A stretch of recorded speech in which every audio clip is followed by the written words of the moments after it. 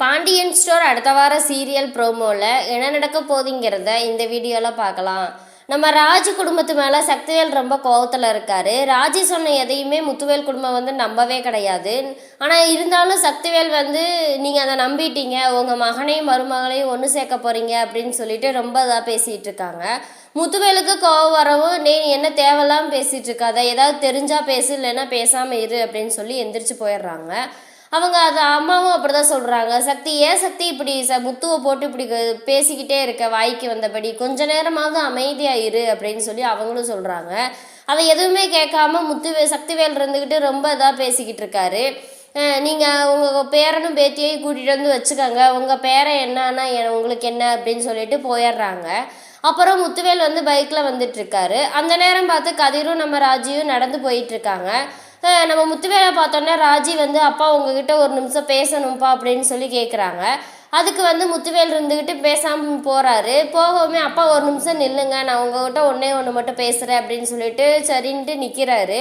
நிற்கும்போது போய் சொல்கிறாங்க, அப்பா உங்கள் தங்கச்சி குடும்பம் என்னை இந்த கல்யாணத்துக்கும் அவங்களுக்கு எந்த சம்மந்தமே கிடையாது, உங்கள் தங்கச்சி குடும்பம் உங்களை பழிவாங்க கிடையாது, இனிமேல் அத்தை குடும்பத்தை பழி வாங்கணும்னு சொல்லி நீங்களும் அடம் பிடிச்சிட்டு நிற்காதீங்கப்பா, சித்தப்பாட்டே சொல்லுங்கள், அண்ணனும் பழி வாங்கணும்னு சொல்லி இனிமேல் எதையும் செய்ய வேண்டாம், தயவு செஞ்சு பேசாமல் இருக்க சொல்லுங்கப்பா அப்படின்னு சொல்லிட்டு போயிடுறாங்க.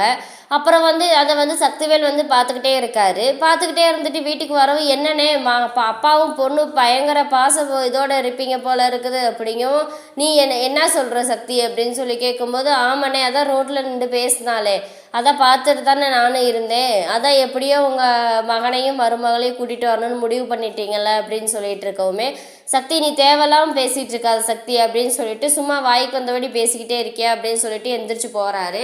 உடனேன்னு அவங்க மாரியை பார்த்து என்ன சொல்கிறாங்க, இன்னும் எங்கள் அண்ணனோட பையனும் மகளும் மருமகனும் வருவாங்க, நீ வடித்து கொட்டிக்கிட்டே இரு, உன் பிள்ளை எக்கேடு கட்டு போனால் என்ன உனக்கு என்ன அப்படின்னு சொல்லிட்டு போயிடுறாங்க. நீ இதுக்கப்புறம் என்ன நடக்க போகுதுங்கிறத அடுத்த வாரம் எபிசோடில் பார்ப்போம். இந்த வீடியோ பிடிச்சிருந்தா மறக்காமல் லைக் பண்ணுங்கள், சப்ஸ்கிரைப் பண்ணுங்கள்.